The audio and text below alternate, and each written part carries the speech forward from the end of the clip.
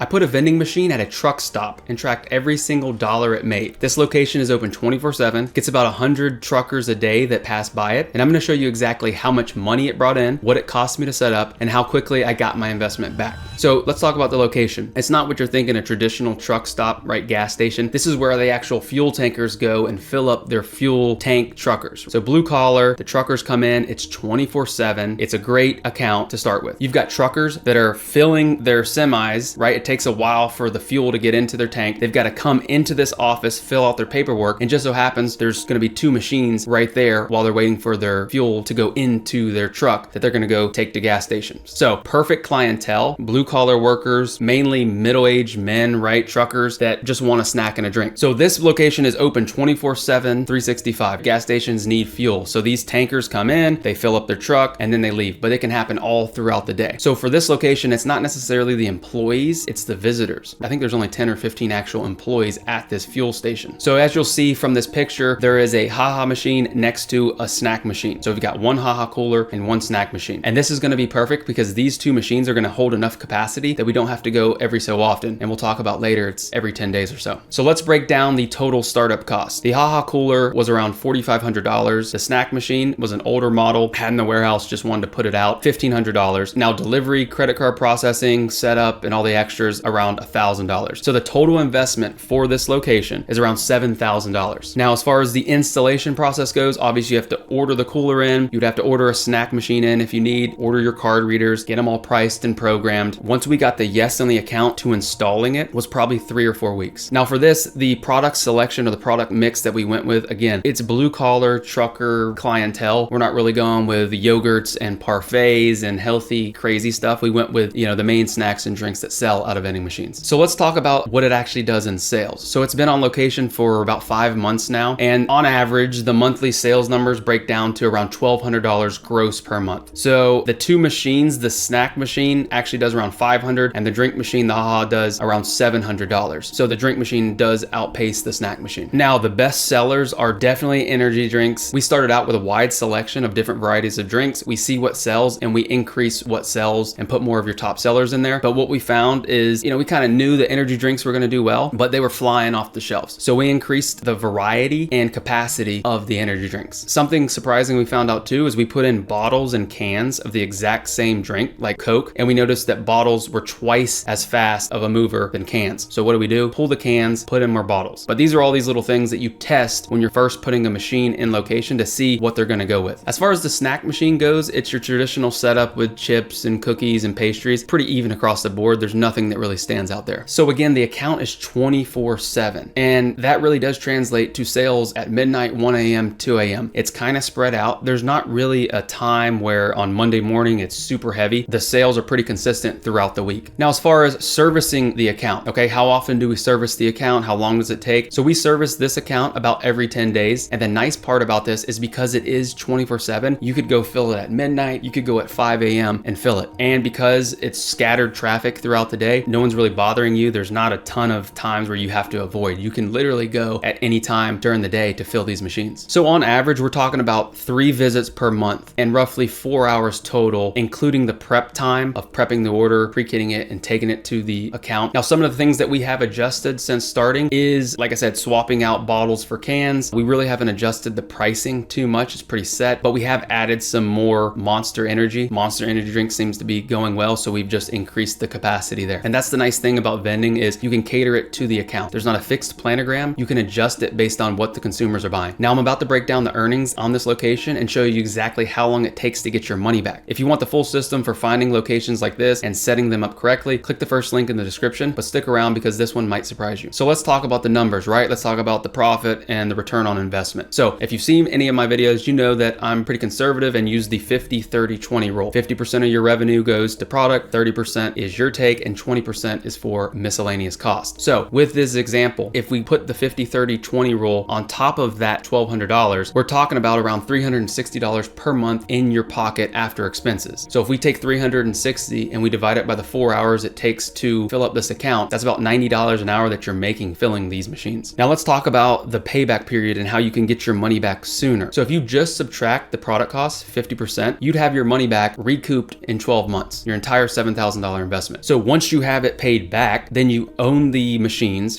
are paid off, you have all your money back, and this account is just making you money every month. Now, this type of account is perfect for the beginner. The time requirement isn't super involved. Every 10 days, if you're a day early, a day late, it's fine. It's not gonna be the end of the world. It's not like one of these accounts that's super busy. You have to be there every day or every other day. You can make $90 an hour filling the machines, right? So you're earning good money on your time. So that puts this type of location as a perfect, solid location if you're just getting started in the vending route. Now, for our route and our location, obviously I give the example of like a basketball team. Say you've got 10 people on your roster. Not every player is gonna be LeBron James or Kobe Bryant. There's gonna be a 10th player. So of course you want to do more than that and have better sales, but for the time investment at this location and all the intangibles as far as the access and the sales, I think this is a great middle of the road player for your vending team. Now, here's the thing most people miss. One location like this is great, but the real money comes when you start stacking locations like this using the same process. So you're finding the right spots, placing the right machines, and building a route that pays you every single month without working 40 hours a week. That's exactly what we teach inside our program. We walk you through the full system for building a vending business from scratch, location sourcing, machine selection, and route optimization, all of it. So if you're interested, click the first link in the description and I'll see you over there. But remember, most importantly, until next time, keep your drinks cold and your snacks fresh.